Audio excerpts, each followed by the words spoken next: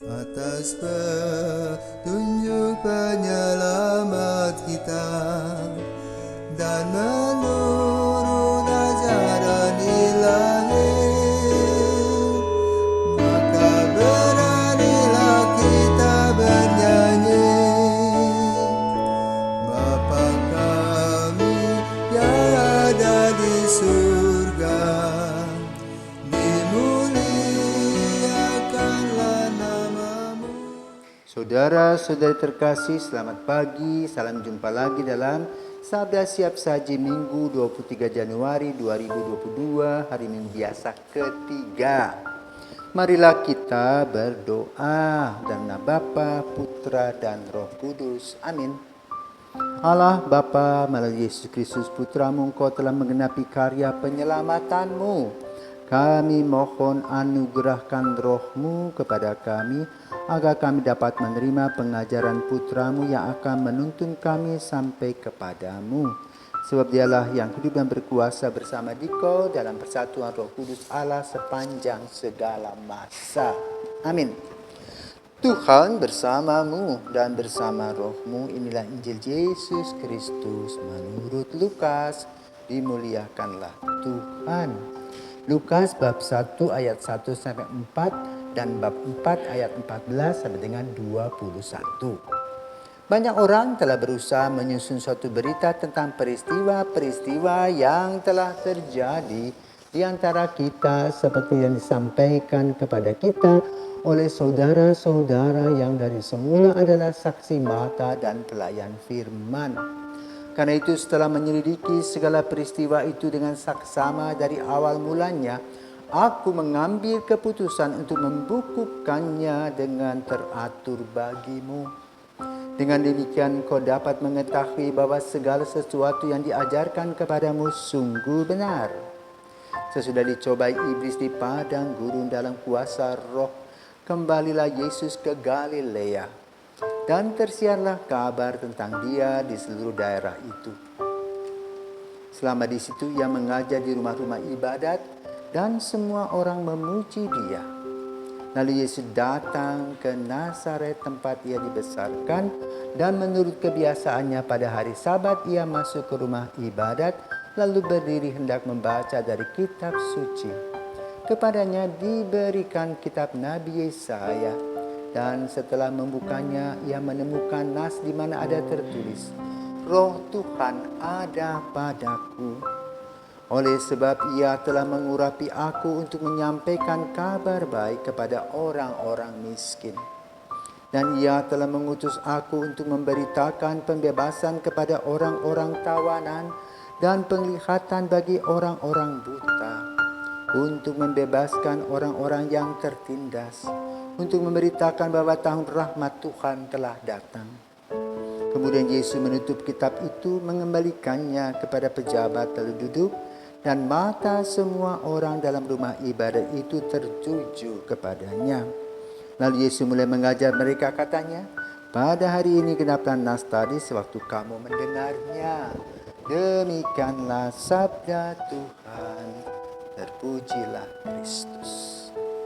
Saudara terkasih, Lukas adalah seorang tabib yang menjadi murid Paulus. Lukas tidak bertemu dengan Yesus. Dia banyak mendengar dari Paulus tentang cerita Yesus.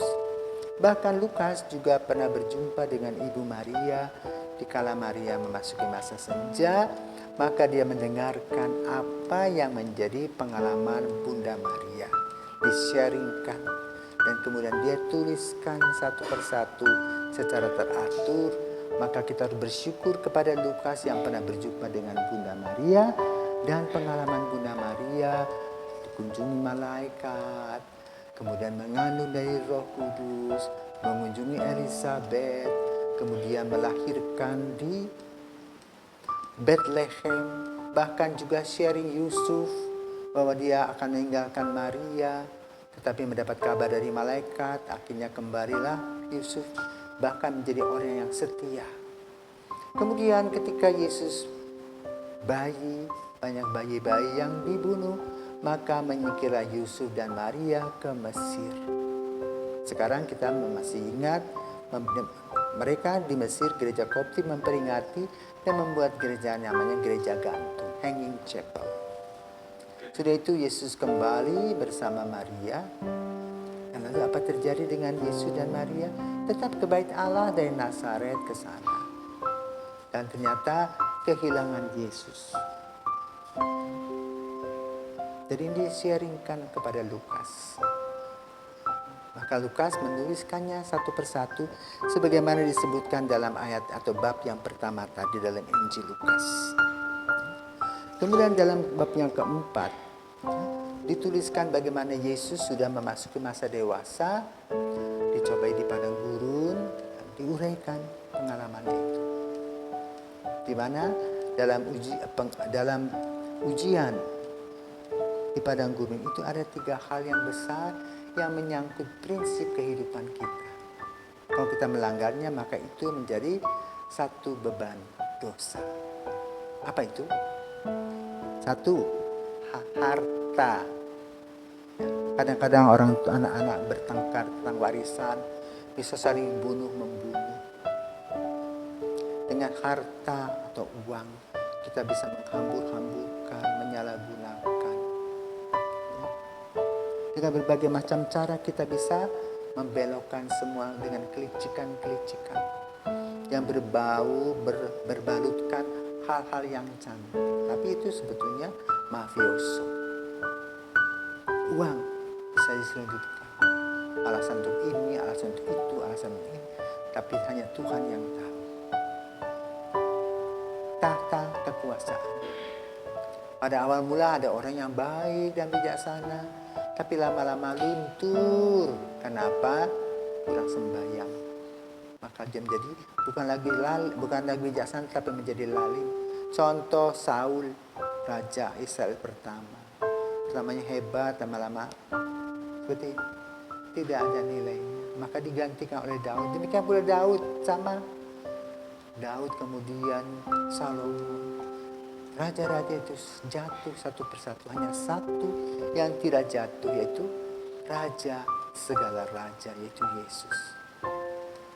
Yang ketiga adalah ambisi-ambisi pribadi, kemurnian hati. Kita bisa berubah motivasi kita karena situasi dan kepentingan kita sendiri. Maka dalam Injil ini dituliskan 3 hal yang ada di dalam percobaan di padang gurun. Kemudian juga itu berkaitan dengan masalah badan, jiwa, dan roh sebagai godaan. Kenikmatan yang dihubungkan dengan diri kita, jiwa juga.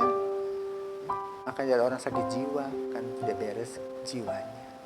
Juga rohani sama, tidak kenal Tuhan. Tapi nanti hatinya juga kosong. Karena itu akan diisi oleh Yesus. Sudah itu, Yesus mengajar di rumah-rumah ibadat pada hari Sabat. Kenapa? Orang kumpul di sana, lalu dia terangkan, dia membaca. Dan kebetulan dia membaca kitab Yesaya dengan mengatakan roh Tuhan ada padaku. Artinya apa? Yang dikatakan Yesus benar tentang kebenaran dirinya. Yang diutus oleh Bapa menjadi anak-anaknya, menjadi anaknya. Sehingga pengurapannya melahirkan apa? Belas kasih kepada banyak orang. Dan Yesus berpihak bukan kepada orang kaya, tapi kepada orang-orang yang menderita. Dan itulah yang harus ditekankan dalam pelayanan kasih. Bukan hanya memperhatikan orang kaya, orang miskin anggap tidak kenal. Inilah beban yang harus diperhatikan.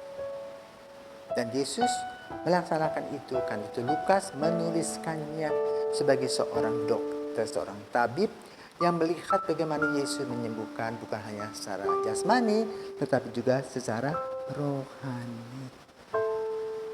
Ketika dia membuka gulungan kitab, disampaikan bahwa aku harus menyampaikan kabar baik kepada orang-orang miskin yang tidak mengenal Allah, yang merasakan juga sebagai sampah masyarakat. Dia juga diminta untuk menjadi orang yang membebaskan orang-orang tawanan. Tawanan berarti apa? Dipenjara oleh dirinya sendiri. Bukan dipenjara di lapas saja, tapi dipenjara oleh keinginan egonya sendiri, sehingga tidak bisa terbuka melihat kelebihan-kelebihan orang lain, bahkan melahirkan iri hati dan dengki.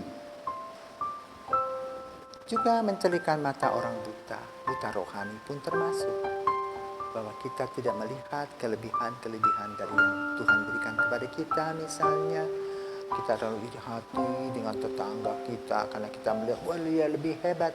Cobalah lihat diri sendiri bahwa kita pun juga berharga di mata Tuhan.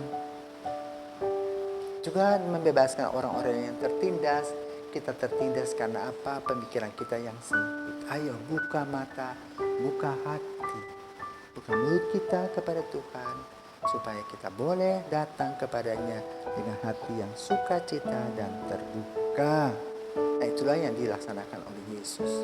Maka pada hari ini kita mendengar bagaimana Lukas menuliskan seluruh autobiografi dan biografi Yesus sedemikian rupa untuk pembertaan kabar baik, agar kita sadar bahwa dialah yang diutus oleh Allah untuk menyelamatkan kita. Semoga kita menjadi pengikutnya yang setia sehingga mendapat berkat-berkat berkelimpahan